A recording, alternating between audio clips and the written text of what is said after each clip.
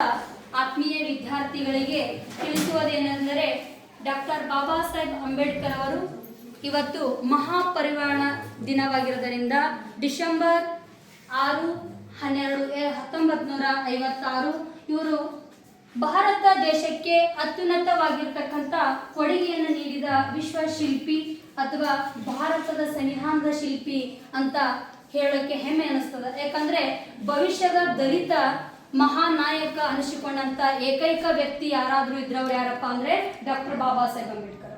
Doctor Baba Saheb Ambedkar ಅವರು ಅತ್ಯಂತ ಕಡುಬಡತನದಲ್ಲಿ ಹುಟ್ಟಿದಂತ ಏಕೈಕ ವಿಶ್ವರತ್ನ ಏಕೆ ವಿಶ್ವರತ್ನ ಅಂದಾರಪ್ಪ ಅಂದ್ರೆ ಆ ಮುತ್ತು ರತ್ನ ಇಡೀ ಪ್ರಪಂಚದಲ್ಲಿ ಹುಡುಕಿದ್ರು ಸಿಗಲ್ಲ ಅಂತಾರ.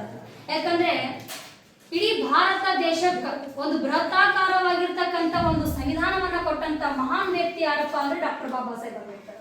ಬಾಬಾ ಸಾಹೇಬ್ ಅಂಬೇಡ್ಕರ್ ಅವರು ಆವತ್ತಿನ ದಿನ ಹುಟ್ಟಿತಿಲ್ಲ ಅಂದ್ರೆ ನಾವು ಸಂವಿಧಾನ ಹೇಗಿರ್ತಿತ್ತೋ ಏನಿರ್ತಿತ್ತೋ ಗೊತ್ತಿರ್ಲಿಲ್ಲ. ಚೌಕಟ್ಟ ನಮ್ಮ ಭಾರತ ದೇಶಕ್ಕೆ ಅಚ್ಚುಕಟ್ಟಾಗಿರ್ತಕ್ಕಂಥ ಒಂದು ಸಂವಿಧಾನ ಕೊಟ್ಟಂತ ಮಹಾ ವ್ಯಕ್ತಿ ಯಾರಪ್ಪ ಅಂದ್ರೆ ಡಾಕ್ಟರ್ ಬಾಬಾ ಸಾಹೇಬ್ ಅಂಬೇಡ್ಕರ್. ಅದಕ್ಕೆ ಹೇಳ್ತಾರಲ್ಲ, ಶಿಕ್ಷಣ ಎಂಬುದು ಹುಲಿಯ ಹಾಲಿದ್ದಂತೆ ಕುಡಿದವನು ಗರ್ಜಿಸಲೇಬೇಕು ಅಂತ ಹೇಳಿ ಸುಮ್ಮನೆ ಹೇಳಕ್ ಸಾಧ್ಯ ಇಲ್ಲ. ಅದಕ್ಕೆ ಒಂದು ಪ್ರತಿಭೆ ಎಲ್ಲಿ ಹುಟ್ಟುತ್ತದಪ್ಪ ಅಂದ್ರೆ ಗುಡಿಸಿಲಿನಲ್ಲಿ ಪ್ರತಿಭೆ ಹುಟ್ಟುತ್ತದೆ, ಅರಮನೆಯಲ್ಲಿ ನಶಿಸಿ ಹೋಗುತ್ತದೆ ಅನ್ನೋದಕ್ಕೆ ಕಾರಣನೇ ಡಾಕ್ಟರ್ ಬಾಬಾ ಸಾಹೇಬ್ ಅಂಬೇಡ್ಕರ್. ಡಾಕ್ಟರ್ ಬಾಬಾ ಸಾಹೇಬ್ ಅಂಬೇಡ್ಕರ್ ಅವರು 1800 ಯಾರಿಗೆ ಗೊತ್ತದೆ ಡೇಟ್? 1891 ಏಪ್ರಿಲ್ 14ರಂದು ಎಲ್ಲಿ ಜನಿಸ್ತಾರಪ್ಪ ಅಂದ್ರ ಮಹಾರಾಷ್ಟ್ರದ ಅಥವಾ ಮಧ್ಯಪ್ರದೇಶದ ಮಹೋದಲ್ಲಿ ಜನಿಸ್ತಾರ. ತಂದೆ ರಾಮ್ಜಿ ಸತ್ಪಾಲ, ತಾಯಿಯಾರಿ ಭೀಮಾಬಾಯಿ, ಹೆಂಡತಿ ಹೆಸರ ರಮಾಬಾಯಿ.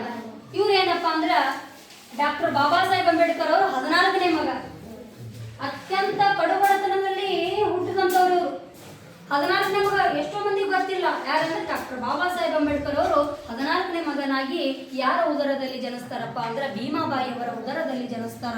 ಹಾಗೆ ಆನಂದ್ ಆಗಿರ್ಬೋದು, ಆಮೇಲೆ ಏನಪ್ಪ ಅಂದ್ರೆ ಲಕ್ಷ್ಮಿ, ಹೀಗೆ 4 ಜನ ಅವರು ಫ್ಯಾಮಿಲಿ ಇತ್ರಿ. ಆ ಫ್ಯಾಮಿಲಿ ಒಳಗ ಏನಂದ್ರೆ ಅತ್ಯಂತ ಕಡು ಬಡತನದಲ್ಲಿ ಶಿಕ್ಷಣವನ್ನೇ ಕಲಿಯಬೇಕು, ಜಾತೀಯತೆಯಿಂದ ಒಳಗಾದಂತ ಒಬ್ಬ ವ್ಯಕ್ತಿ. ನಮ್ಗೆ ಏನೋ ಸ್ವಲ್ಪ